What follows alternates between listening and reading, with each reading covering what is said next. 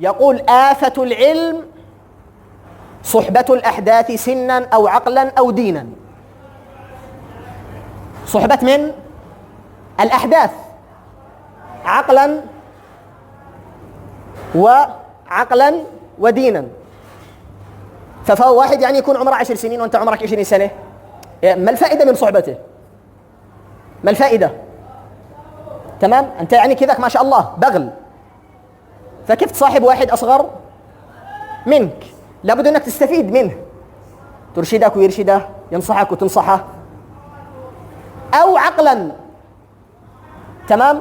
كأن يكون مثلا عنده قلة عقل، كأن يكون متأثر بفكر ضلالي، بفكر متطرف، بعدين يخربط لك العلم ده كله.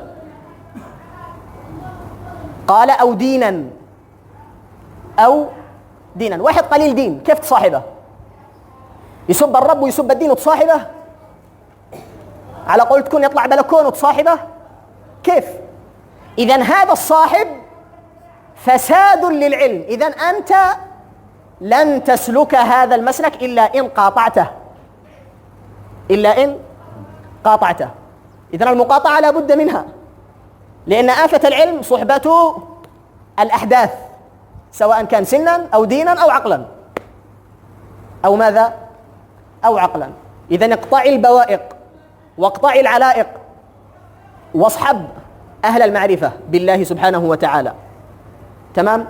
قد يكون صاحبك الحمد لله أنه معك في الرباط أو معك في التحفيظ، حلو، لكن صاحبك من برا انتبه له، جعل بينك وبينه ميزان، ما تخش معه جامد، لأنك لو خشيت معه جامد قد يفسدك، نسأل الله السلامة والعافية. تمام؟ يعني قد يتصل لك يقول لك يلا بسم الله احنا عشاء بعد المغرب، وانت معك رباط ما بين المغرب والعشاء، يعني مستعد انك تروح معه؟ قد يهب لك حيلة وتروح معه، وهذا نشاهده.